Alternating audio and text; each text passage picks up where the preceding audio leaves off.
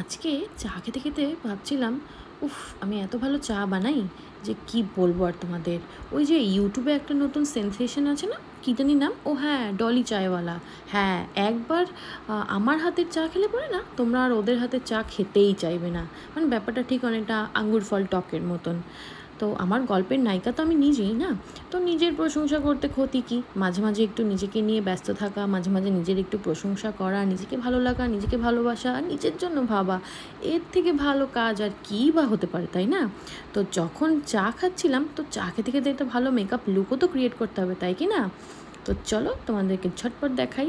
তবে হ্যাঁ, আজকে আমার ওই মেকআপের বিশেষ যেটা আছে সেটা কিন্তু আমার মেকআপটা নয়, মনে হয় আমার সেটা হবে এই মেকআপ পাউচটা। না, বিনা পয়সাতে একদম প্রমোশন করব না, কি লাভ বলো তো। তো সে কারণে নামটা বলছি না, আচ্ছা না বলেই দিই, ফেস শপ।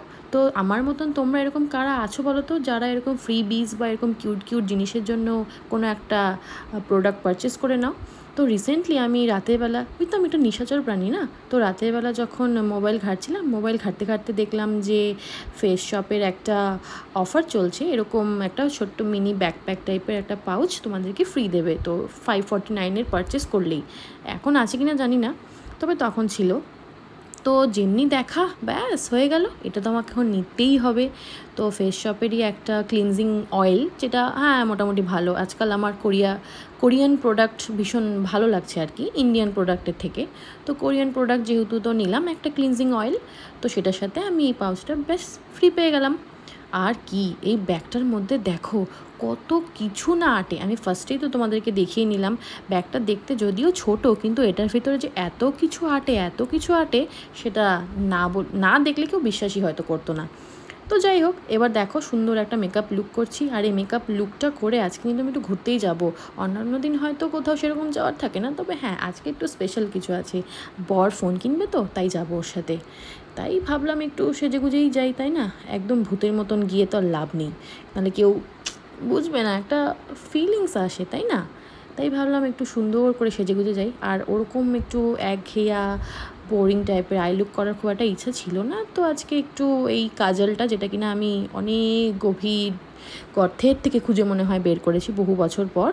তো এটা ভীষণ ভালো পিগমেন্টেড কাজলটা, তোমার ওই মাই গ্ল্যাম বলে একটা যে কোম্পানি আছে, ওই ব্র্যান্ডের। আর এই দেখো মেকআপ করতে করতে ডিস্টার্ব করতে চলে আসে আমার ছোট্ট একটা বেবি। তো খুব বেশি ডিস্টার্ব করে না, চলে যায়। তো এই আর কি, যাই হোক, দেখো তোমাদের লুকটা কেমন লাগলো।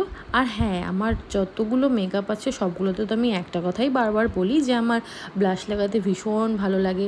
তো ওই একই কথা বারবার বলে লাভ কি, তাই আর বললাম না। কিন্তু হ্যাঁ, আমার মতন তোমরা কারা কারা আছো যারা এরকমই ব্লাশ লাগাতে ভীষণ পছন্দ করো।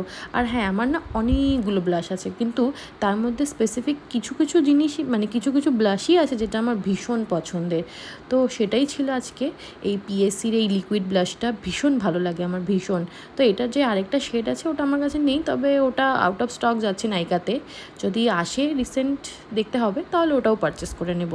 আর হ্যাঁ, তোমরা যদি কেউ ভালো লিকুইড ব্লাশ জানো যেটা কিনা ভীষণ পিগমেন্টেড, অ্যাফোর্ডেবল বা ভালো, তো আমাকে রেকমেন্ড করতে কিন্তু একদম ভুলে যেও না। আর আমার এই লুকটা কেমন লাগলো একদম কিন্তু কমেন্ট করতে ভুলবে না, ঠিক আছে না? তো দেখো, আর লিপস্টিক, হ্যাঁ লিপস্টিক তো যে কী শেড ছিল ওটাও আমি ভুলে গেছি। যাই হোক, পরে এটার উপরে একটু লিপ গ্লস লাগালাম, যদিও লিপ গ্লসটা ব্যাগের মধ্যে ছিল না, কিন্তু কি করা যাবে, যেহেতু বাড়িতে ছিলাম। তো এরকম ছোটো মোটো কোথাও যদি ঘুরতে যাওয়ার থাকে তোমাদের, এই টাইপের একটা ছোট্ট পাউচ এই ধরনের অ্যাসেন্সিয়াল জিনিস তোমরা ক্যারি করতেই পারো। আর হ্যাঁ, যদি এই অফারটা থাকে দ্য ফেস শপের অফিসিয়াল ওয়েবসাইটে, একবার ট্রাই করে দেখতে পারো, যদি থাকে তো একদমই ডেফিনেটলি এটা নিয়ে নিও। এটা একদম মানে ওয়ার্থ বাইং হয়েছে আমার জিনিসটা। আর এই তো আমার লুক হয়ে গেল কমপ্লিট গল্প করতে করতে। তো এরপরে আমি ইয়াররিংস পরে নিলাম, যেহেতু ইংলিশ তাই জন্য কানের দুল নয়, এটা ইয়াররিংস। তো এরপরে একটু চুল খুলে কায়দা করার চেষ্টা করছিলাম, কিন্তু ওই দিন যা গরম ছিল, একটু পরেই আমি পাগলের মতো, না একটু পরেই আমি ওই পাড়ার ঝগড়ুটিদের মতো চুলটাকে একদম ধরে বেঁধে পেঁচিয়ে উঠিয়ে নিব।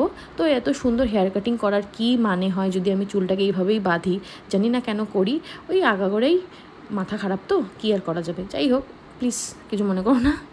তো যাই হোক, বেশি বকলে পরে ডোন্ট মাইন্ড। আর মেকআপ লুকটা কেমন লাগলো আবার কিন্তু বলছি, একদম কমেন্ট করতে ভুলো না। ওকে, আবার দেখা হচ্ছে পরের একটা ভিডিওতে, ততক্ষণের জন্য টাটা, বাই।